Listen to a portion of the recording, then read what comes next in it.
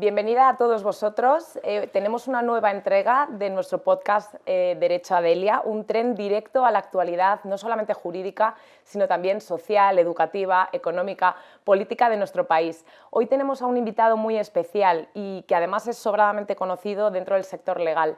Pero, sin embargo, la parte más personal de nuestro invitado es mucho más desconocida, tiene un aire muy enigmático y hoy esperamos que con esta entrevista podamos conocerle un poquito más. Hoy vamos derechos a Juan José Sánchez Puig. Bienvenido, Juan José. Muchas gracias, Delia. Un placer. Muchísimas gracias por estar hoy aquí, por decir siempre que sí a estas iniciativas. Eres muy valiente. No sé si tienes muy claro a lo que te vas a enfrentar hoy aquí en Derecho a Delia, pero todo el mundo te conocemos por ser presidente y CEO de ISDE.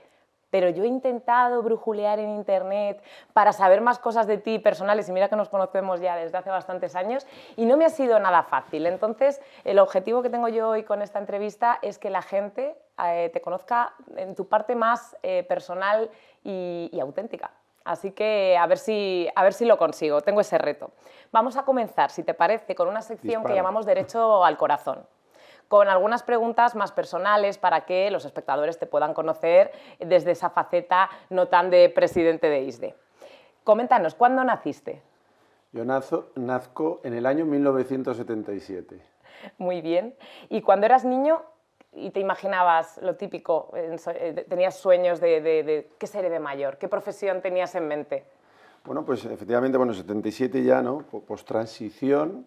Un 14 de diciembre nazco y ya cuando voy creciendo, también fruto de la inspiración de mis padres, la verdad es que me veía de abogado. O sea, eso siempre estuvo ahí planeando en tu cabeza. Efectivamente. Y cuando algún sueño de infancia que te haya quedado hasta día de hoy por realizar, que tú digas, lo tengo en el tintero. Sí, hombre, yo creo que efectivamente, bueno, desde el profesional, ¿no? que era ser abogado, aunque estoy colegiado como ejerciente, ¿no? y tengo mucha relación con la abogacía, como bien sabes, pero a lo mejor desde el ámbito de la formación, también desde el punto de vista personal, pues tenía unas aspiraciones, ¿no? de casarme, de tener hijos, una buena mujer, una familia, que eso, gracias a Dios, a día de hoy lo tengo colmado, pero sí que es verdad que, hombre, que me quedan muchas cosas por hacer en lo personal y en lo profesional, muchos sueños de hacer cosas buenas, de trabajar, sobre todo yo siempre lo decía, cuando era joven, lo sigo diciendo, trabajar con gente que sea buena personas, que inspiren. Por ejemplo, tú, pues es un lujo, ¿no? Poder trabajar con gente de tu talla. Antes hablabas de atrevimiento, contigo no hay que atreverse, ¿no? Porque eres una persona excelente, seria, ¿no? y que haces fácil las cosas, ¿no? Entonces yo creo que cuando me dices sueños que te queden por hacer, pues seguir pudiendo hacer cosas, ayudando, colaborando, ¿no? al mundo de la formación en este caso, y también gracias a la formación que trabajas con personas, pues poder ayudar a esas personas, no solo en lo profesional, a encauzar sus carreras profesionales, sino también en lo personal y colaborar en proyectos como por ejemplo tú siempre propones en esta casa, ¿no? en ISDE. Muy bien. Aquí precisamente en esta casa que tenemos el máster de familia y de infancia, ponemos a los niños en el centro. ¿Algún recuerdo que tengas un poco más traumático del colegio? Ahora está tan de moda hablar de la adolescencia con esta serie de Netflix tan mediática. ¿Qué recuerdo o qué sensación puedas tú tener de la adolescencia que dijeses, oye, qué etapa más fea, qué inseguridad o algún traumilla del colegio? Sí, bueno, efectivamente, y el niño y el joven, ¿no? y la persona, y en eso haces muy bien, por eso tu profesión, ¿no? Situar en el centro de tus preocupaciones a jóvenes, ¿no? que son vulnerables, poderles defender es muy bonito, ¿no? Y tú, además de hacerlo bien, en ese sentido, pues tienes la suerte de que estás creando un gran bien, ¿no? a la familia en concreto, ¿no? y al joven. Yo cuando era joven, es cierto, yo en el colegio, bueno, un trauma en especial, tengo la suerte me llevo toda la vida en el mismo colegio, el Colegio Retamar, y la verdad es que me ayudaron mucho precisamente a superar esas traumas, igual que en mi familia. Yo quizá tuve una infancia en el cole, ¿no? marcada porque murió un hermano mío, mi hermano Francisco, muy joven él también. Yo estaba en el cole, tenía 13 años, y él tenía 21 años, también muy joven, estaba haciendo la ingeniería ahí en Santander y tuvo un infarto al corazón de repente, de la noche a la mañana, y eso, hombre, no solo a mis padres, ¿no? un hijo, ¿no? de forma natural, es durísimo, sino a mí también como hermano, que además dormía conmigo, ¿no? y nosotros somos 5, mi hermano Francisco era el segundo más mayor, pues eso te marca y duda. quizá me queda un poco, lo has hablado muy bien, cuando hablas de inseguridad, pues siempre pues, te crea algo, ¿no? Porque a esa edad no te gusta manifestar tus sentimientos o Es hablar de la complicado. muerte casi, efectivamente, es como tan compleja y quizá pues mira, me ayudaron mucho en el colegio. De hecho, ese mismo verano, esto fue en junio, me fui de campamento con el propio colegio, tenía un club y me llevaron allí para... Para arroparte. Exacto, y distraerme un poco. Dice mucho de ese Sí, colegio, desde quizás luego. Y hablabas antes de sueños por cumplir, de viajar.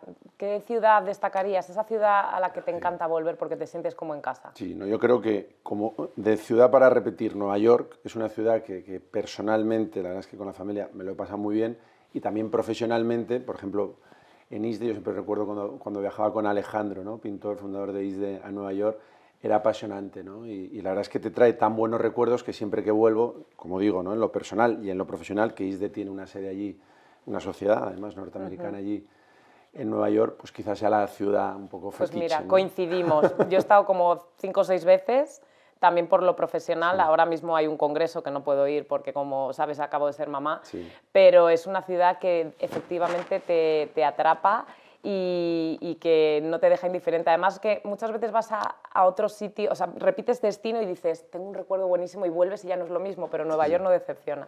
Estoy totalmente contigo. Absolutamente. Tienes pinta de ser un gran lector. ¿Algún libro que puedas recomendar que sea de cabecera para ti?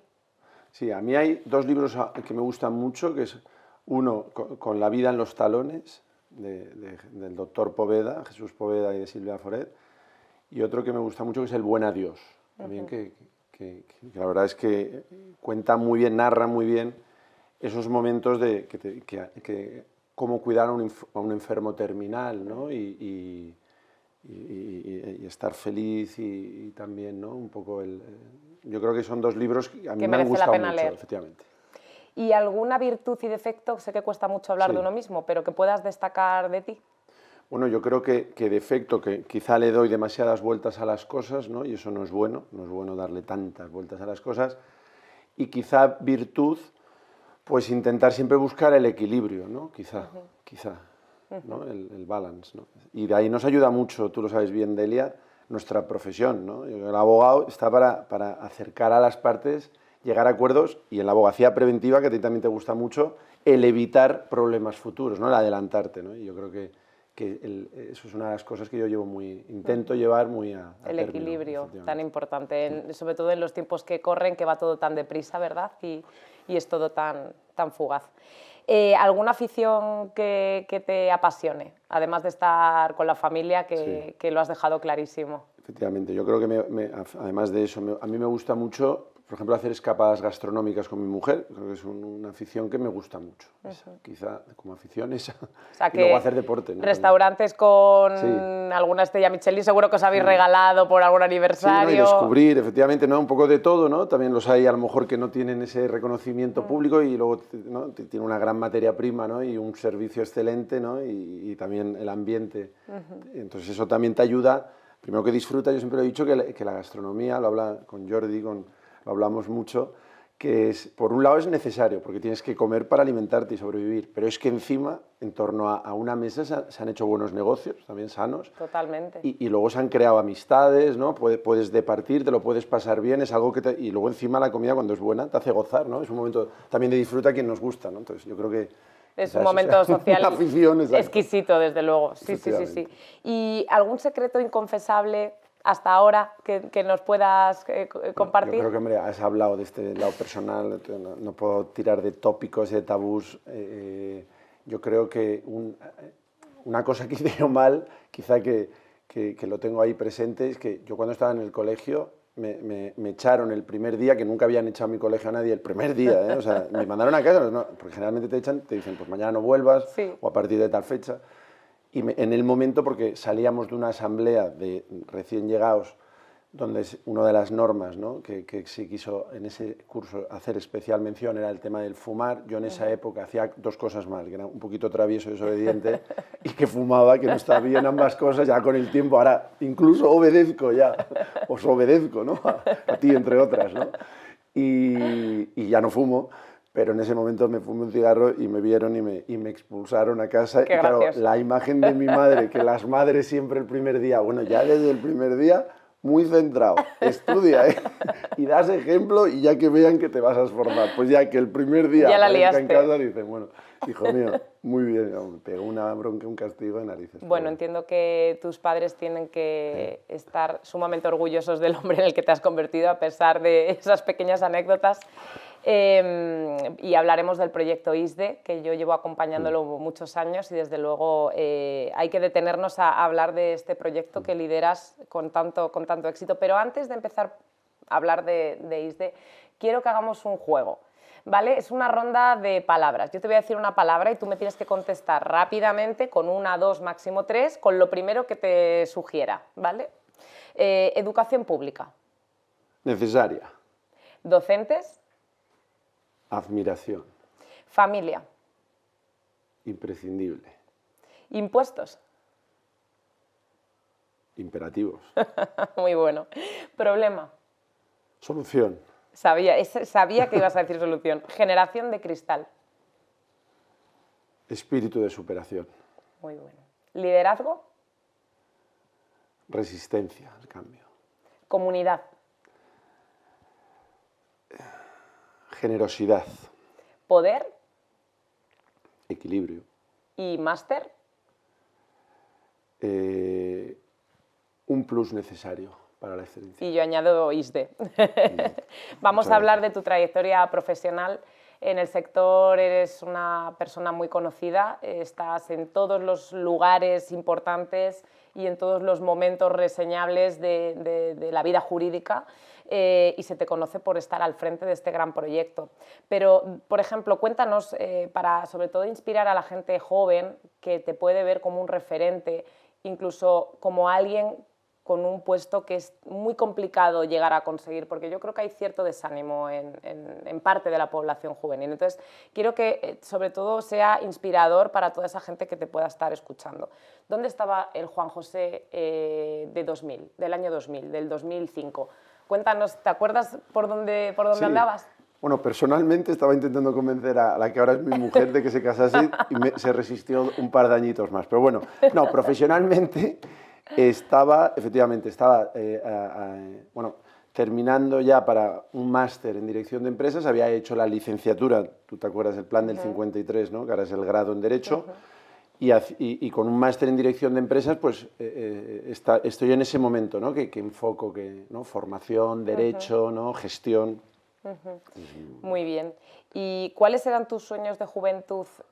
¿Coinciden con tu yo del presente? Sí, no, yo creo que esa es muy buena pregunta y efectivamente es que se da la circunstancia que entre que yo de joven veía las películas por mi forma de ser también y lo que mis padres, ¿no? También me decían que me gustaba ser abogado. Por otro lado, que tengo la suerte que hago la licenciatura en Derecho y me gusta mucho, ¿no? Lo que estudio, ¿no? Y el sentido del derecho ya no solo desde el punto de vista profesional, sino personal. Porque tú y yo ahora, por ejemplo, pues hay un tema de protección de datos, de IP, ¿no? De imagen. Tú te has venido en un Uber o en un taxi y has suscrito, ¿no? Un contrato de transporte. Estos magníficos cracks pues tienen un negocio, ¿no? Que contratan con terceros, derecho laboral, ¿no? O con un proveedor mercantil. En tu vida personal has hablado, tú que eres madre, ¿no? De derecho civil, familia. Vestalia para mí es una de las firmas top, no solo en Madrid, en España, de referencia. Además el concepto que hacéis incluso internacional, digital, moderno, innovador, es necesario en la profesión. Entonces yo, juntando todo eso por mi forma de ser también, ¿no? de subirme, ¿no? A los proyectos y gracias también al máster que hago de dirección de empresas, que me da vamos a decir, una visión, ¿no? Con grandes profesores también que me inspiran mucho, pues tengo la suerte de trabajar en formación y encima relacionado en gran medida con el derecho, por supuesto también con las finanzas, pero eso yo creo que es un éxito. Yo a los jóvenes aquí, tú lo sabes que ISDE tiene una parte muy, muy potente de derecho y gestión deportiva. Y cuando se presentan el primer día, no, me llamo tal, vengo de China, vengo de Estados Unidos, todos coinciden, los del área del deporte, que me gusta mucho el derecho, me gusta mucho el deporte, entonces uno mis dos grandes pasiones y por eso curso un grado o un máster en derecho al deporte. Allí sois referentes, habéis tenido una visión sí. Que luego ha marcado un punto de inflexión en la formación en ese área, sin duda alguna. y habéis tomado tanta delantera que aunque pueda haber formaciones similares posteriores, seguís estando a la cabeza en este sentido. Pues la verdad es que sí, que en ese área ISDE, ayer mismo vino Tebas, Javier, el presidente de la Liga, estuvo hablando, lleno el aula magna, tuvimos que habilitar aulas espejos y miles de jóvenes conectados desde casi 100 países. Pues es un orgullo y también es bueno para la marca España, ¿no?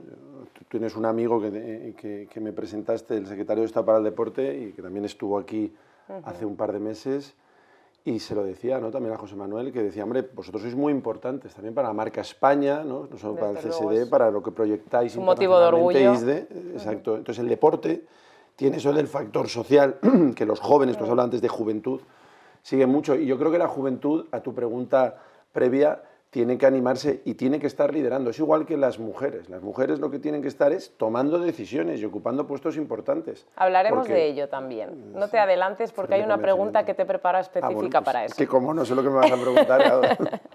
Y cuéntanos, porque ahora mismo ISDE, claro, se ha convertido en un referente ya no solamente como formación, sino como una institución académica, un sello de excelencia por el que se identifica por todos nosotros. Pero ¿cómo fueron los orígenes? Me imagino que también hubo dificultades. ¿Cómo fue crear este proyecto? Sí, bueno, yo creo que, como antes le mencionaba, ¿no?, Alejandro, cuando crea ISDE en Barcelona, pues al principio es difícil porque ahí hay grandes escuelas, ESADE, IES, etcétera, que en los 90 y que mira, logra hacer un hueco en el mundo jurídico de liderazgo. Y cuando lo aterriza en Madrid, igual, aquí había un montón de escuelas, grupos religiosos, etcétera. Has visto que con el tiempo se han incorporado los grandes fondos, ¿no?, también al mercado, y por lo tanto competir es complicado, ¿no? Pero yo creo que con espíritu de superación y haciendo las cosas bien, pues mira, se logró crear un gran equipo, muy con el concepto, ¿no?, también de familia, de tener a gente involucrada, como es tu caso y un montón de gente. Yo veo, por ejemplo, a los profesores de tu equipo, que muchos tienen puestos de responsabilidad, son servidores públicos, ¿no?, que de por sí es generoso, y que vengan aquí a un centro también privado. Y estás de acuerdo conmigo que ISDE tiene eso también, hablábamos antes de equilibrio, que tiene también el equilibrio de lo público, porque ISDE, por ejemplo, la carrera lo hace adscrito a la Complutense, que es una universidad pública, o el máster pues lo hacemos con Carlos III, que también es otra universidad pública, o colaboramos con la Pompeu Fabra, o con otras universidades. Yo estuve el otro día en la Miguel Hernández de Elche, en la UPO, la Pablo Laví de Sevilla. Yo creo que es muy bueno que ISDE pueda también aportar al sector de la educación. O sea, ISDE no ha venido a competir con las universidades, sino a complementarlas. Y como centro de excelencia, efectivamente, pues también desde el punto de vista internacional y muy de la mano de las firmas y de los despachos, formar al talento e incorporarlo, ¿no? Yo creo que es muy desde el sentido común, ¿no? O sea, tampoco... Desde luego tienes una mentalidad privilegiada en el sentido de innovación. Yo siempre te he visto como un hombre que no mira al futuro, sino es que estás ya viviendo en el futuro, te adelantas, eres muy, muy innovador. ¿Cuál es la fórmula? ¿Tienes una bola de cristal que desconocemos o cómo lo haces? Yo creo que, de verdad, tú tienes un ejemplo, además hay que familiarizar también a tu audiencia, ¿no?, con todos también tus orígenes, que fue el primer máster de familia que creas, que con un concepto que no existía en el mercado, que había 2 o 3 másters muy potentes, y eso no es tener una bola de cristal, es fruto de nuestra juventud también. Ya no te digo años atrás, que éramos más jóvenes todavía, tú no tenías ya ni hijos, ¿no?, ni estabas casada, que pues es creer en las personas y también un poco el atrevimiento, ¿no?, que te da muchas veces también la edad de probar cosas, ¿no? Esta frase que te dice, si no lo haces ahora, ¿cuándo lo vas a hacer?, ¿no? En lo personal, pues también en lo profesional, si tienes, que yo siempre lo he dicho al final, a las personas adecuadas contigo, es relativamente sencillo. Y tu máster, que la primera edición, Germán, que bien conoces, se lo echó a las espaldas, ¿no?, y contigo, que le detectaste muy bien dónde podía estar el foco, costó un montón sacarlo adelante, y ahora es un máster de referencia y con lista de espera. Pues oye, eso es fruto también Y además en una época post-pandemia, porque salió en 2020. Correcto. Es que eso también fue un reto para nosotros. La tecnología, ¿te acuerdas? El streaming. Sí. Gracias a Dios ISDE ya tenía una cultura digital que es fundamental hoy en día en la educación, ya la tenía por convencimiento. O sea, yo creo que ISDE al final ha hecho las cosas por convencimiento. Por ejemplo, el máster, bueno, no me quiero tampoco explayar, pero luego te comentaré una Vale, anécdota. Perfecto. Yo, como espectadora, veo que el alumno que elige esta formación lo hace por 2 motivos. Sí. El primero es la excelencia. Habéis conseguido que se identifique en un currículum leer, tengo un máster en ISDE, me da igual la materia, con excelencia académica, lo cual es un logro. Pero ya no solamente eso, yo creo que hay alumnos que eligen esta formación por ese sentimiento de comunidad, de familia, ¿no? De sentir que no te suelto la mano una vez acaba tu formación. ¿Cómo definirías el espíritu y los principios de ISDE? Sí. Esto que has dicho es muy importante. O sea, yo creo que ISDE intenta romper las diferentes burbujas, ¿no?, que vivimos yo mismo, ¿no?, muchas veces en los colegios o universidades, etcétera, y que sea una comunidad que el patrón, ¿no?, o el índice o el nexo en común sea la excelencia, como tú bien has dicho, que queda ahora muy manido hablar de excelencia. Excelencia significa en lo personal tener el convencimiento, porque lo tenemos además, en lo personal, que es que si tú intentas buscar la perfección en lo que haces, no haces daño a nadie. Y oye, luego con una serie de valores, ¿no?, como la humildad, ¿no?, el equilibrio, ¿no?, la honradez, ¿no?, la perseverancia, si te caes o no llegas, pues que tengas siempre ese espíritu de superación de intentar alcanzar la perfección, de mejorar y seguir adelante y creciendo. Y dos, desde el punto de vista de producto o académico, en el caso de ISDE, es que la excelencia es un valor diferencial, porque es verdad que hay buenas universidades en España, muy buenas, y que si quieres competir tienes que ser mejor, ¿no? Entonces, yo siempre pongo el ejemplo, ¿no?, que es la diferencia está en los pequeños detalles. Por ejemplo, ISDE es como en las Olimpiadas, estás en la élite, ¿no? Porque aquí hay muy buenas universidades en España y en el mundo. ISDE trabaja con Columbia, con NYU, con Miami, con Georgetown, con Cambridge, con las mejores universidades del mundo, en India. Y claro, en las Olimpiadas, si te fijas, por ejemplo, en 50 metros lisos, entre el primero y el segundo son milésimas de segundo, del éxito al fracaso. Es decir, ya no desde oro, plata, bronce del primero al tercero, sino del primero al último, es decir, del éxito al fracaso son milésimas de segundos, que hayas metido la cabeza, que hayas pisado una forma, que hayas cogido el viento en una postura. Eso es lo que hace, o lo que separa el éxito del fracaso, o que ganes el oro, ¿no?, y que alcances el éxito. Entonces, de ahí también, cuando hablabas del concepto de familia, etcétera, hay que saber también procesar. Es muy fácil saber perder, pero yo creo que también es muy importante el éxito, ¿no?, saber ganar y saberlo administrar, ¿no? Entonces, ISDE es lo que intenta siempre, como organización, como centro universitario, y también proyectarlo junto a la comunidad de profesores, que son claves, es el activo fundamental del ISDE, del claustro, como tú, y a los estudiantes, en definitiva, ¿no?, que les percuta, ¿no? ¿Y un logro a destacar en los últimos 5 años de la Hombre, institución? yo creo que un logro anterior fue poder liderar en el mercado de grado, de posgrado, pasar no solo a posgrado, a grado. Eso nos ha situado en 1.500 estudiantes, que es una pasada, de un área jurídica que tú conoces como yo, es un área específica, porque otras universidades tienen empresa, tienen ingenierías, tienen medicina, tienen periodismo, tienen otras especialidades. Y yo creo que los grandes logros de estos 5 años han sido, hombre, ahora aterrizamos en México, Germán estará, si Dios quiere, el martes allí preparando el aterrizaje, que hemos creado un máster de abogacía internacional súper potente, y los siguientes serán familia, deporte y un montón de programas, pero ha sido un éxito con el profesor Cajigas, con José Manuel Cajigas. La sede de México, la inscripción también de poder hacer el grado en Derecho en Barcelona, que estamos preparando. Yo creo que ahora está en Madrid, se ha consolidado, estamos ahí con grupos llenos y lista de espera. Llegar a Barcelona creo que es un mercado muy bueno, ¿no? Y ISDE nació allí, además.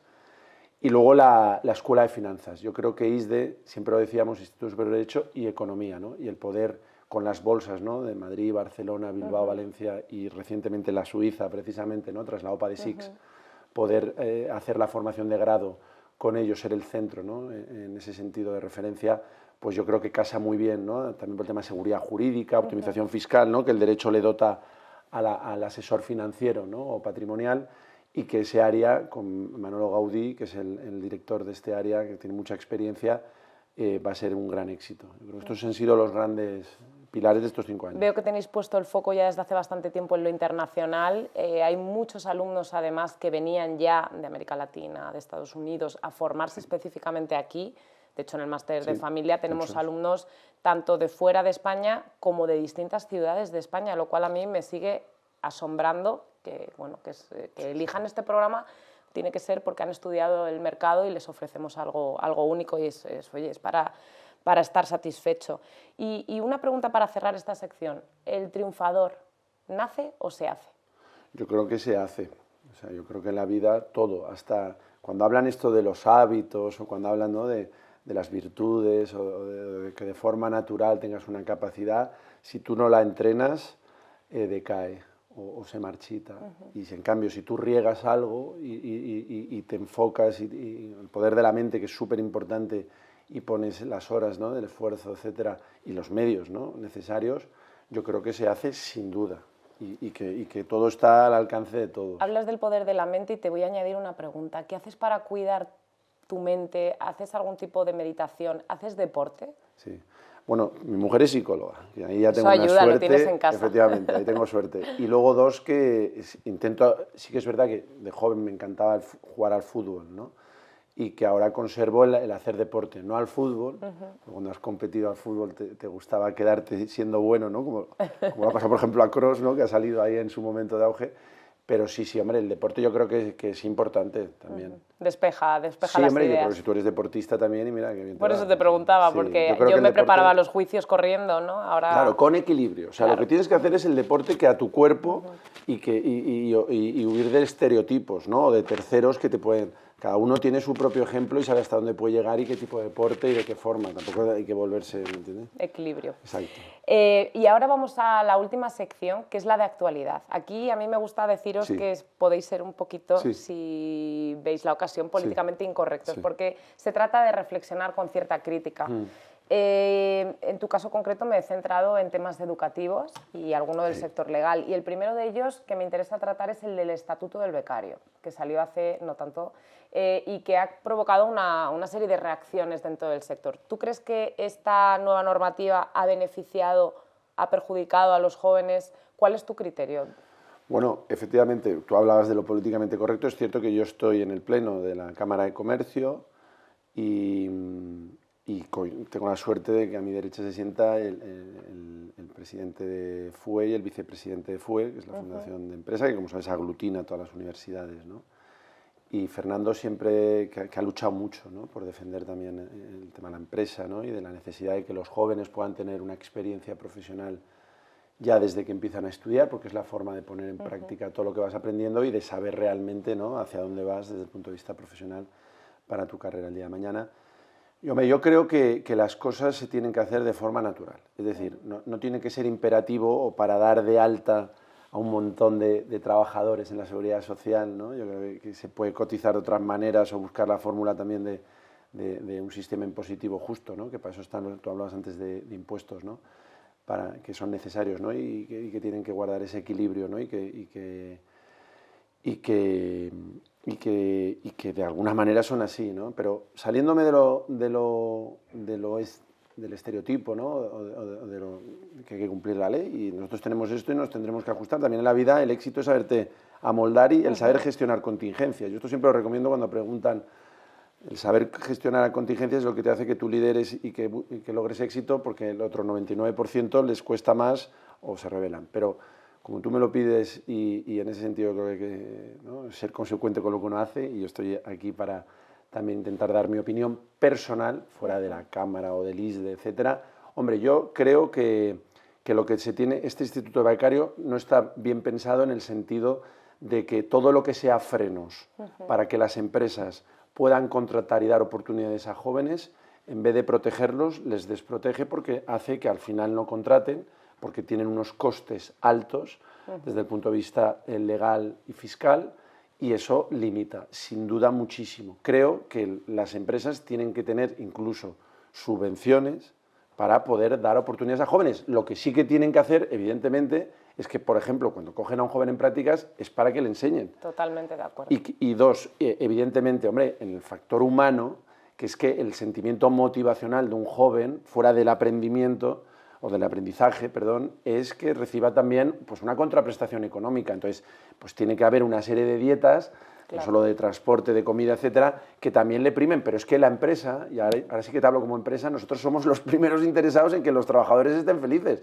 Entonces, el tema económico al final revierte, porque no es un gasto, es una inversión. Claro. Y si al joven, con una pequeña retribución, le tienes feliz y te genera un montón de valor en la empresa, ideas, ¿no?, son nuevas caras y necesario, pues al final se crea un gran fin en la empresa, en la sociedad, y eso acaba revirtiendo también desde el punto de vista administrativo. Estoy muy de acuerdo contigo, yo también me voy a mojar con el tema. Yo lo que he notado es una avalancha de alumnos y alumnas buscando desesperadamente prácticas, porque se han encontrado puertas cerradas en sitios donde antes a lo mejor las tenían abiertas, porque no todos son grandes empresas. Yo creo que el verdadero problema se lo encuentra el despacho más pequeño, que a lo mejor ve como un mundo el trámite, no tiene una gestoría de cabecera o no puede asumir más gastos extraordinarios, porque a veces ocurre en despachos pequeños, unipersonales, y eso ha jugado en contra de la juventud en vez de ayudarles, ¿no? El también establecer subvenciones, sobre todo empresas que sean más pequeñas, podría ser una solución óptima,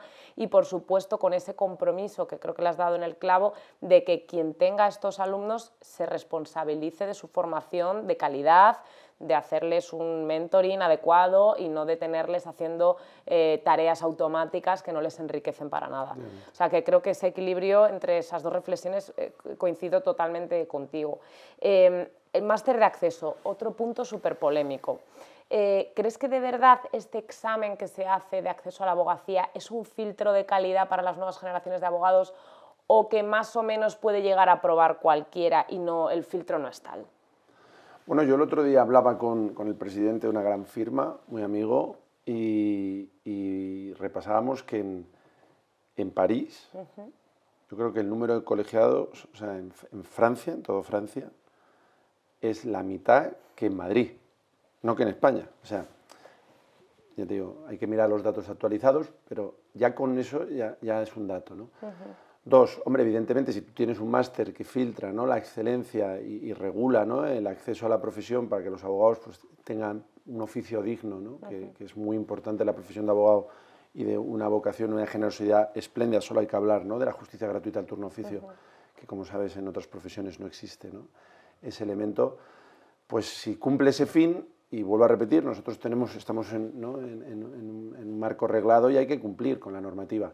Ahora, yo vuelvo a decir, desde el punto de vista personal, y mira que para ISDE, si me hablas como negocio, es un gran negocio, ¿no?, el máster de acceso.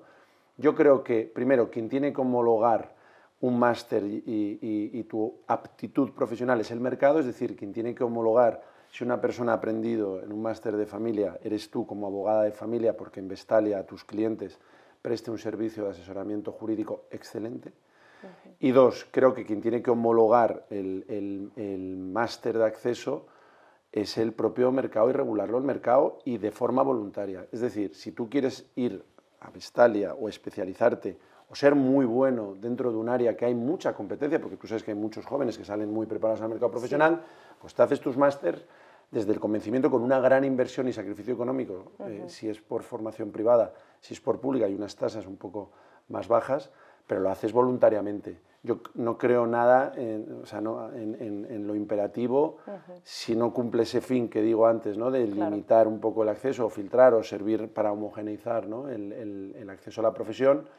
Y creo que hay másters con título propio que te dan unas habilidades y unas capacidades que no requieren de un marchamo más sincero legal. Imposible, y yo estoy en la misma línea. No obstante, esta es la regulación que hay, y lo cierto es que en vuestro máster de acceso habéis sumado una serie de plazas que han arrasado las cifras. La verdad es que sí. Por la oferta que dais. ¿Qué le dirías a ese alumno o alumna que empieza el máster desanimado porque lo ve como una imposición, pero qué le dirías para que lo vea como un enriquecimiento, como una oportunidad? Sí, pues bueno, por un lado, hombre, que ya que vas a hacer el máster de acceso, primero que ya que has hecho Derecho, el grado, pues hombre, yo creo que el máster puedes opositar, como bien sabes. Opositar, hay una incertidumbre de que lo saques o no, por lo tanto, el que tengas también el plan B, que si no lo sacas o no te gusta tu oposición y quieres pedir una excelencia, hombre, que puedas volver al ejercicio de la profesión y puedas tener tu máster habilitante y puedas trabajar de abogado o de abogada, pues yo creo que es positivo y es un plus. Y ya que has hecho el grado, pues completa, ¿no?, con el máster y completa el itinerario fijado. Dos, hombre, ya que haces un máster de acceso para luego poder ser un gran abogado, si puedes hacer un máster de especialización o supranacional también, que desde el punto de vista internacional te dé la ventaja de poder competir en otro país, ojo, o aunque te guste quedarte en Madrid, en Barcelona, en Sevilla, en Galicia, que puedas recibir clientes de otros países porque entiendas bien, ¿no?, el marco jurídico supranacional y el poderte mover internacionalmente, etcétera.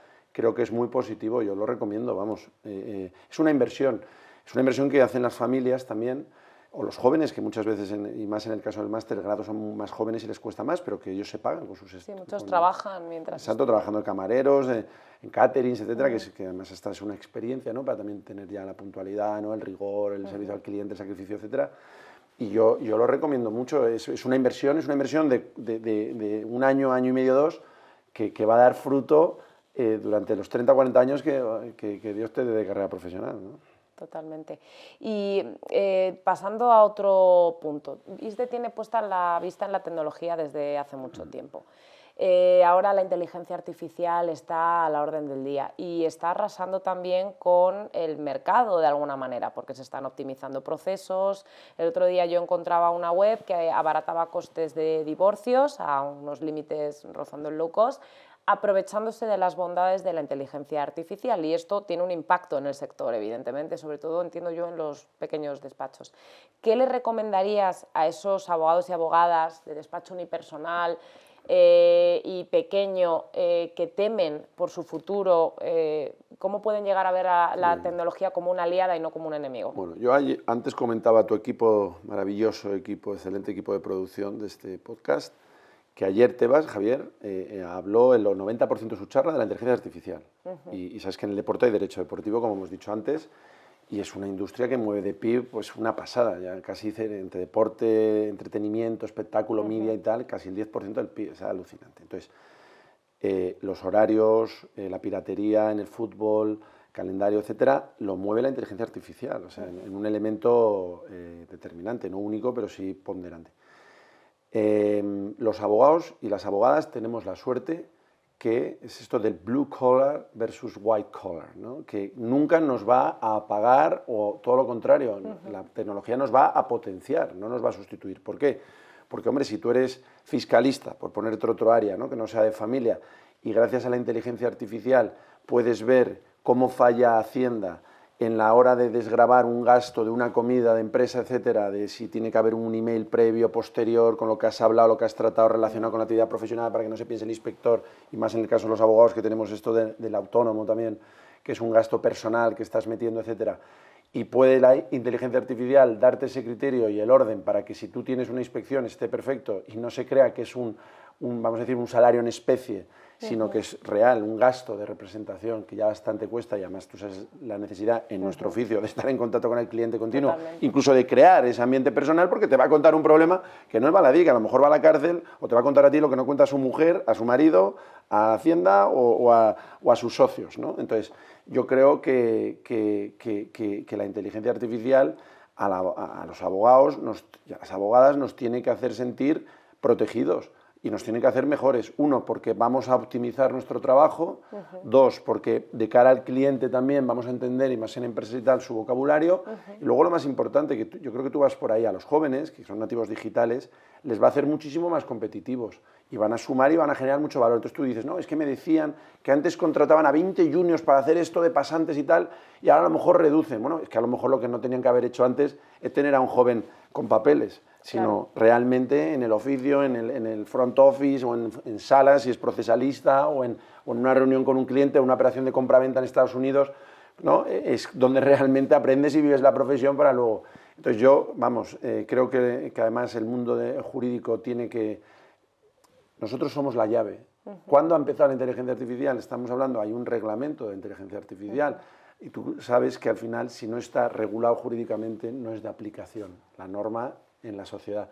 Por lo tanto, vamos a aprovechar esa posición de influencia para adelantarnos y no parecer que vivimos anclados en el pasado, que la abogacía es gris, etcétera. Todo lo contrario. Yo creo que hoy en día esto ha cambiado mucho y han ayudado mucho todas estas firmas de las abogacías de los negocios que han venido en España en concreto, y tú lo sabes, están todas, y despachos que fueron una startup como tú y que ya tiene una estructura hipersólida, con profesionales súper top, y que miran no solo en España, sino a nivel internacional, con clientes, etcétera, y que exportan sus servicios, y con una frescura, y muy apoyados, como no, en la tecnología, en lo digital. Yo tengo suerte, oye, ISDE, ya para terminar, está dentro del grupo Digitales, ¿no? Es el talento digital.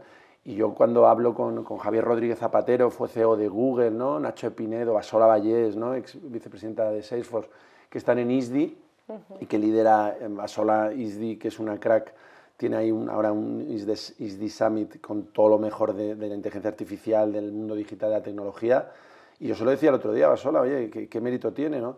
Y lo decía, pues una de las mesas es para el New Law y para el Law for Tech, y yo creo que es por ahí donde tenemos que ir los abogados. Mirar a la inteligencia artificial es imprescindible, implementarla, y a partir de ahí perder el miedo y todos estos tabús y aportar. Y ahí, mira, la juventud, también si somos un poco más mayores, pues que nos ayude también la juventud Totalmente. a entenderlo. No sé. Totalmente, esa conexión intergeneracional es muy enriquecedora, y yo añadiría a los despachos más pequeños que hay fórmulas más asequibles para utilizar la inteligencia artificial, que no son crear un proyecto de 200.000 euros, que obviamente los pequeños y medianos despachos a lo mejor no pueden llegar a ello, pero hay pequeños tips que sí que se pueden ir aplicando para mejorar, eso nos da para otra entrevista, para mejorar esa eficacia de tu equipo y ser mucho más, dar un servicio más satisfactorio a tu cliente, porque al final, sobre todo en familia, das tanto del tú a tú, que si te quitas un poco de trabajo luego de fondo, de tener una inteligencia artificial para buscar sentencias con un caso parecido de custodia compartida, te permite seguir dándole al cliente ese tú a tú que no nos puede sustituir la máquina, ese tranquilizarle, esa confianza. Por lo tanto, que los despachos pequeños no se desanimen, porque hay fórmulas también para aplicarlo sin necesidad de dejarse sus ahorros, ¿no?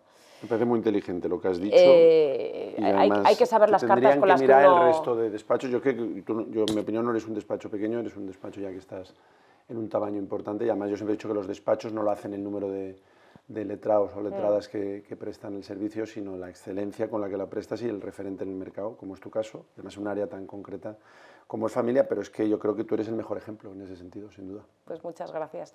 Y hablando de mujeres, sí. Mujeres y sector legal. Es un tema que me apasiona, porque veo mucho talento femenino, mucho movimiento que apoya y empodera a la mujer, mucha mujer directiva, mujeres en las universidades, en la judicatura, pero sin embargo todavía nos seguimos encontrando con premios jurídicos donde casi todos los galardonados son hombres, o un 90%, o típica portada de Expansión Jurídico, no tengo problema en decirlo, donde a veces incluso todos son hombres los que son nombrados abogados del año.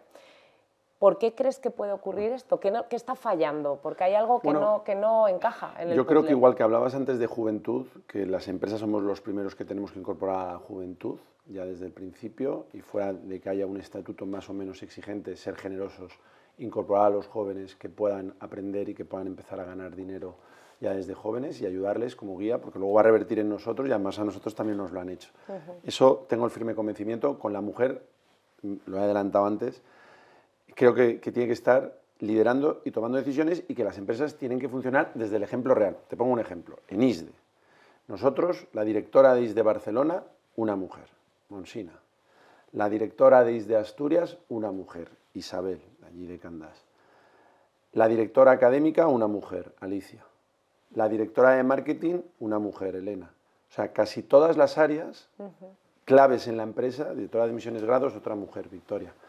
O sea, áreas claves están lideradas por mujeres. Comité directivo del ISDE, donde estamos Germán, yo y un montón de directivos, hay mayoría de mujeres que hombres. Eso es una realidad. Fuera de que luego también, no por la norma, porque son además trabajadores que llevan algunos más de 20 años con nosotros, sino por convencimiento, hay más mujeres que hombres, pero no por un tema paritario, sino por un tema de mérito, que es donde yo creo que hay que ir. Esto hay que ir desde el sentido común. Entonces, las empresas, ahí tenemos que dar ese ejemplo. Vuelvo a repetir, no por un tema de cuotas, sino por un tema de convencimiento. Y donde la mujer tiene que estar es liderando, porque desde ahí es donde realmente puedes cambiar las cosas. Si no, es muy difícil, ¿no? Y huir de esos tabús, etcétera. Y luego, en concreto en el sector legal, hombre, yo creo que hay muchas firmas que ya están optando por este modelo. Tú eres un caso, y yo creo que familia, que es un área especialmente sensible, trabajan, yo lo veo en el máster, cada vez que me invitas a inaugurarlo, tienes más mujeres que hombres en el alumnado, y es un tema tan sensible como un hijo, que para mí casi más que un penal, o sea, o un matrimonio, que son temas además que requieren de un factor humano y una inteligencia emocional espectacular, ¿no? Entonces yo creo que eso en el resto de áreas, corporate, etcétera, pues que ya cada vez hay en firmas tienen que tomar buena nota. Y luego, mira, las firmas anglosajonas aquí han dado ejemplo, ¿no? Todas, tú y yo se nos vienen, ¿no?, a la cabeza muchas que están lideradas por mujeres o que tienen una posición importante. Pues yo creo que aquí todos, o sea, empezando por abogacía de los negocios, que no es que se te haya escapado, es que es así, que también cuanto más influencia tienes, más buen ejemplo también puedes trasladar, ¿no? Yo el otro día estuve con Fernando, con Vives, que es un crack, el presidente ejecutivo de Garrigues, y también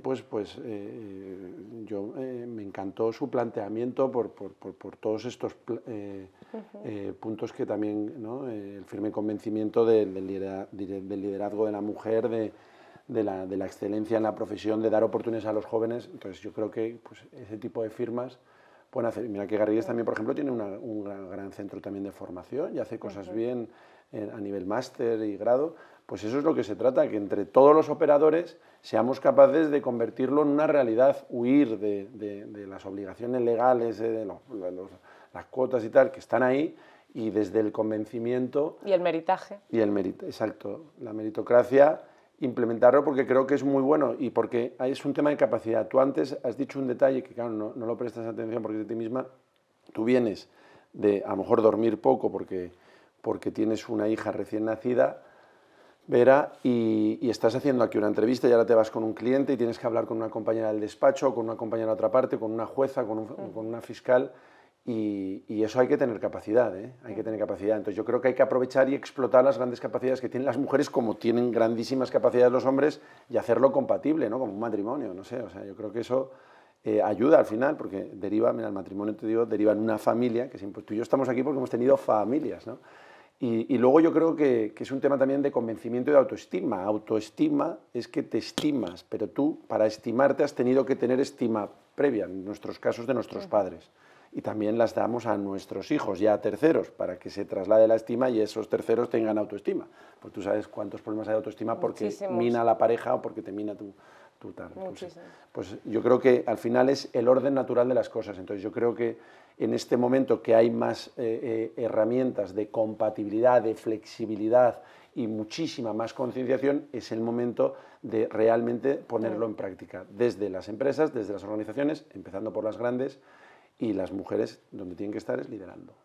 Y en compatibilidad con los hombres también. Me quedo con esa reflexión. Yo creo que, si me lo permites, hace falta también esa determinación de la que hablabas, que a veces parte de nosotras mismas. Yo conozco a muchas colegas que a lo mejor podrían haber postulado a un premio o publicar en determinado medio y a veces no lo hacen porque piensan que, bueno, pues que no las van a escoger y tienen unas carreras meteóricas, ¿no? Entonces, a lo mejor ese punto de determinación de decir, oye, valemos esto y hay que tomar el lugar sin esperar a que tampoco nos lo den, yo creo que es un punto importante.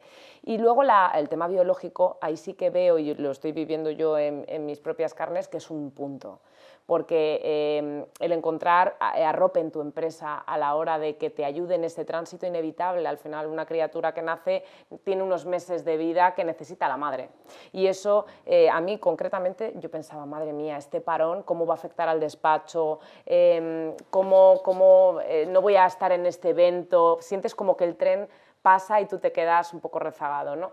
¿Qué consejo darías a las nuevas generaciones, incluso a las empresas, para intentar ese equilibrio del que hablamos para potenciar la conciliación? Efectivamente, a ti te lo puedo decir porque como lo has vivido, no queda que lo digo para quedar bien, ¿no? Estaba deseando que me hicieses esa pregunta, ¿no? Pero nosotros, nuestra directora de programas en posgrado, que no me he referido, Cristina, la de grado es otra mujer, Caridad Vila. Caridad está en edad ya que no va a tener hijos. Pero Cris, que es la directora de posgrado, con la importancia que tiene posgrado en ISDE a nivel programa, 30 másters en Madrid, en Barcelona, en todas partes, ella es la directora de posgrado de programas en Madrid. Ella ahora está embarazada, está de baja, si Dios quiere se incorporará el mes que viene. Pero ya no es que ella no haya perdido un tren y que está incluso, joder, hasta le digo, pero descansa, ¿no? Llama algún día, oye, ¿cómo vamos? Tal, ¿no? Y como amigos, ¿no? Te habla y tal. Pero es que Cris, esta es la segunda hija. Su primer hijo lo tuvo hace 3 años que ISDE la nombra directora, porque era coordinadora. Es decir, y con ello ya sabes que hay un incremento en el sueldo natural, porque de coordinadora a directora pasas a tener una responsabilidad mayor, un desempeño mayor, y por tanto la empresa te lo retribuye. de una forma más alta, ¿no? Y estaba embarazada, o sea, estaba ya anunciando que iba a coger la baja porque se había quedado embarazada. Eso no impide que por meritocracia, como te decía antes, y por sus años, que lleva muchos años de coordinadora haciéndolo genial, ocupase el puesto de directora de programas, y tú lo viviste en primera persona. Tuvo, lógicamente, la baja preceptiva y luego se incorporó con la misma fuerza y en estos 3-4 años ha puesto a ISDE en un nivel superior. Y ahora se incorporará, si Dios quiere, y seguirá pues, con su desempeño, fichando más gente de coordinadores, hablando con vosotros los directores, hablando con nuevas, ¿no? Másters, creando nueva oferta. Que eso es una realidad. Me encanta que me cuentes esto porque es el vivo ejemplo de lo que tendrían que hacer las empresas. Además, yo creo que cuando tú te sientes, yo en mi caso soy directora de mi propio proyecto, pero si trabajara en una empresa y me hubiera quedado embarazada, el que me dieran lo que habéis dado a vuestra directora, a Cris, hace que quieras desvivirte todavía más por la marca. Así es. Desde mi punto de vista es, además de humano, inteligente, porque tus sensaciones de dar el triple después de haberte sentido en un momento tan delicado como es el posparto, todo lo que conlleva, así que os honra y me parece un ejemplo a seguir por las empresas del sector legal, que muchas todavía pues, están un poquito más verdes que vosotros. Y para hacer un cierre de entrevista, vámonos ya a la parte un poco más social y a tu visión como padre. Habrás leído que recientemente la Comunidad de Madrid, en consonancia con el proyecto que se ha aprobado de Ley de Infancia, de protección a la infancia en entornos digitales, va a prohibir el uso de dispositivos móviles en centros escolares a partir de una determinada edad y limitar el uso de dispositivos para trabajos en grupo, creo que a 2 horas a la semana. ¿Qué te parece esta medida y qué filosofía llevas tú como padre en tu casa con tu Hombre, yo como padre, claro, es que aquí coincide que nosotros trabajamos en el sector de la educación y como padre yo creo que es una buena medida porque es muy cómoda para los padres no tener, ya de por sí tenemos batallas con nuestros hijos, muchas, pues esta es una batalla más, ¿no? Porque el uso ordenado de la tecnología, pues para una persona más madura es más fácil que para los niños que están en proceso ¿no? Un adolescente, yo siempre digo que es como eso se lo copia al doctor Poveda, es como una centrifugadora, está continuamente centrifugando, ¿no? en estado de eclosión, ¿no? Entonces hay que saberlo gestionar y te da lo mejor, ojo, si se gestiona bien. Pero ya de por sí estás en muchos frentes con tus hijos, batallas que tienes que administrar, pues no puedes jugar 100 batallas, tienes que jugar una y ganarla, ¿no? Por su bien, siempre, claro. Entonces yo como padre, pues estoy muy a favor de eso. Ahora, siempre y cuando no perjudique el método docente, ¿no? También los profesionales, pues si entienden necesarios para el método didáctico, pedagógico, el apoyarse en tecnología o también el hacer ya desde primero concienciación del uso ordenado, ¿no? de la tecnología, pues bien usado es como todo, es una maravilla. Yo aquí siempre pongo el ejemplo del agua, ¿no? Que el agua tú y yo hoy nos hemos duchado, estamos bebiendo, es necesaria, ¿no? Para sobrevivir, incluso para disfrutar, ¿no? Puedes bañarte, ¿no? en el mar y nadar o hacer deportes acuáticos, y mal administrada, que te voy a contar en Valencia, ¿no? o en Biescas, ¿no? torrentes de agua que si no hay un cauce y se desboca pueden causar muerte, ¿no? Entonces, yo en el tema de la tecnología, en otra dimensión, pero ojo, también es muy peligrosa y tú lo sabes, no hay que entrar ahora en temas de moving, bullying, pornografía infantil y tal, que yo me quedo perplejo. Me invita alguna vez a alguna charla de Policía Nacional y de expertos psicólogos y yo me quedo alucinado cómo la tecnología es capaz de dar entrada al diablo, nunca mejor dicho, para un joven y para un no tan joven. Dicho lo cual, ya te digo, padre, hombre, es un problema menos, ¿no? y una batalla menos que hay que luchar en casa, aunque sea un tema también superficial y tal. 2, desde el punto de vista educativo, pues nadie mejor que los propios profesores, docentes y profesoras sabrán, ¿no? Ahora, vuelvo al equilibrio, si hay un término medio, pues a lo mejor creo que ahí la comunidad también dice que hay unos días que sí que, ¿no? para la tarea y para el propio método sí que lo permite, pues fenomenal, ¿no? Yo creo que... Veremos cómo Exacto, funciona. Y luego esto es, yo mira, antes te he hablado de la inteligencia artificial y yo se lo decía a gente importante allí en Bruselas y tal, que tuve ocasión de coincidir con ellos, vine a una isla de un desayuno y tal, y dije, bueno, también qué complejo es regular algo que todavía no está. Porque claro, el derecho regula, ¿no? Y de hecho un contrato es justo cuando se va mutando conforme se producen desequilibrios en el tiempo, se tienen que ir ajustando, porque si no, lo que nació injusto deriva en injusto, ¿no? El derecho está para anticiparse y para estar al día, ¿no? Entonces, esto lo verás, como tú bien has dicho, Delia, cuando veremos. ahora. Nos quedan tiempos convulsos Sí. porque con tanta reforma legal nos estamos volviendo todos un poco locos, pero eso ya lo dejamos para otra entrevista. Yo te quiero agradecer enormemente tu sinceridad, tu autenticidad y tu generosidad que te definen como persona. Es un placer tenerte cerca, ser parte de ISDE también, y te pido un titular para el cierre de Derecho a Delia, un titular sobre tu experiencia aquí, un mensaje sobre todo a los jóvenes que les pueda quedar para la posteridad. Hoy quería dirigirme, no, yo creo que, hombre, de verdad te lo digo, yo creo que el que ya se vea, hablas de juventud, ¿no? Y tú eres una chica joven. Ya no tanto, ya no tanto. No, eres joven. Y cómo has sido capaz, ¿no? Además también con el componente familiar, ¿no? De cerca, de crear una firma de referencia en un área tan complicado y en un mercado además tan endogámico, pues yo creo que es un ejemplo para que todos los jóvenes que han visto este podcast, esta entrevista, se inspiren en ti y vean que claro que es posible el montar una empresa, el estar con gente importante influyendo en positivo y el poder también generar riqueza. Y como eres una persona honrada, con esa riqueza la administras para bien, ¿no? En crear trabajos en familias, en que tus clientes, que intentas ganar el máximo de asuntos, ¿no? Y cómo has sufrido cuando ves el peso de la injusticia, ¿no? Caer sobre un cliente, ¿no? Que lo sientes como propio, pues yo creo que eso a un joven le tiene que servir como ejemplo. Y el segundo ejemplo es, hombre, tú vas a ir a gente importante, ¿no? de varios sectores también relacionados con el mundo jurídico, una escuela y un centro universitario como ISDE, pues sí que sirve de plataforma para que esos jóvenes que quieran conectar con gente como Delia o con todas las firmas que componen ISDE, pues de alguna manera puedan encontrar en ISDE un centro universitario, aquí, en otros países del mundo donde estábamos, que sean los profesionales quienes te forman y te incorporan con garantía y con éxito.